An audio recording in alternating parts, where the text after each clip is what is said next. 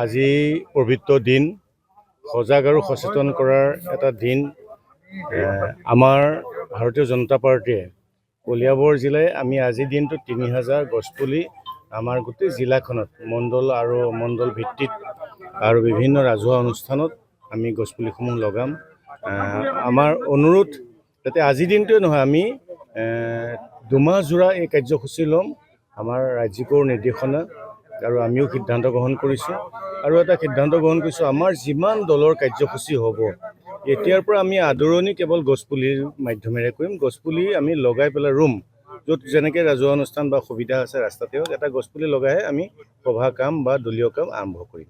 গতিকে আমি আহ্বান সমগ্ৰ পৃথিৱীৰ ৰাইজলৈ, অসমৰ ৰাইজলৈ, যাতে আমাৰ মাটি ইমান ধুনীয়া মাটি, কেৱল গছপুলি বা গুটি এটা পৰিলেই হয়, কিন্তু তাক যাতে আমি সংৰক্ষণে আমাৰ ল'ৰা ছোৱালী যেনেকৈ ডাঙৰ কৰে, তাক যাতে আমি সকলো দিশৰ পৰা গছপুলিটো ডাঙৰ কৰি আমাৰ পৰিৱেশ ডাঙৰ কৰিব পাৰোঁ। আৰু নিজৰ মা নামত আমি যাতে গছপুলি লগাব পাৰোঁ, ধৰিত্ৰী মা নামত যাতে এটা গছপুলি লগাব পাৰোঁ, আহ্বান জনাইছোঁ। আৰু প্লাষ্টিক আমাৰ জীৱনত সকলোকে লাগে, কিন্তু এই প্লাষ্টিক যাতে আমি আজিৰ দিনটোত পৰা অলপ কমাব পাৰোঁ, আৰু য'তে যেনেকৈ ব্যৱহাৰ কৰোঁ সেইখিনি যাতে আমি এটা নিৰ্দিষ্ট ঠাইতহে আৱৰ্জনাখিনি আমি ৰখাব পাৰোঁ, তাৰ বাবে সকলো ৰাইজলৈ আহ্বান জনাইছোঁ।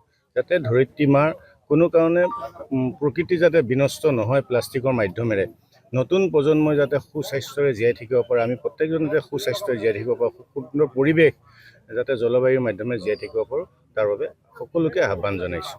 দেখা পোৱা যায় আজিৰ দিনটোত বিভিন্ন ঠাইত গছপুলি ৰোপণ কৰা হয়, কিন্তু সেই গছপুলি সংৰক্ষণৰ অভাৱত কিন্তু গছপুলি মৰি যোৱাটো পৰিলক্ষিত হয়। সেইকাৰণে আমি এই সভাৰ মাধ্যমেৰে সংৰক্ষণ কৰিবৰ কাৰণে সকলোকে আহ্বান জনাইছোঁ, যাতে আমাৰ যি অনুষ্ঠানত আমি লগাম, আমাৰ দলীয় কাৰ্যকৰ্তাসকলকো আমি দায়িত্ব দিম, আৰু প্ৰত্যেক ৰাজহুৱা অনুষ্ঠানতো আমি আহ্বান জনাম। আৰু আপোনালোককো আহ্বান জনাইছোঁ, সাংবাদিক বন্ধুসকলকো, যাতে আমি আমাৰ নতুন প্ৰজন্মৰ কাৰণে আৰু আমি জীয়াই থাকিবৰ কাৰণে প্ৰত্যেকে যাতে গছপুলি আমি সংৰক্ষণ কৰোঁ। গছপুলিটো হ'বই, কিন্তু তাক প্ৰতিৰোধ কৰিবৰ কাৰণে বিভিন্ন থাকে, গৰু ছাগলীৰ পৰা আদি কৰি বা বিভিন্নজনে ভাগি ছিগি কেতিয়াবা পেলায়। গতিকে এইখিনি যাতে আমাৰ নহয়, তাৰ কাৰণে আমি প্ৰত্যেকজনে সচেতন আৰু সজাগতাৰে আমাৰ গছপুলিসমূহ যাতে আমি ডাঙৰ কৰি আমি নিজকে জীয়াই থকা এটা পৰিৱেশ সৃষ্টি কৰোঁ। আজি কিমান গছপুলি ৰোপণ? আমি আজি ৩,০০০ গছপুলি কলিয়াবৰ জিলাত ৰোৱা ব্যৱস্থা কৰিছোঁ।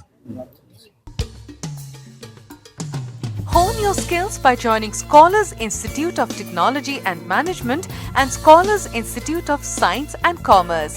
In a lush green campus close to nature, we provide high-quality education with the aid of modern tools and techniques, up-to-date study materials, expert faculty, and fitness facilities. With a vision to transform every student into a good citizen of our nation, we ensure your bright career here. Come to SITM, Garokhuli Gorsuk, Guwahati 35.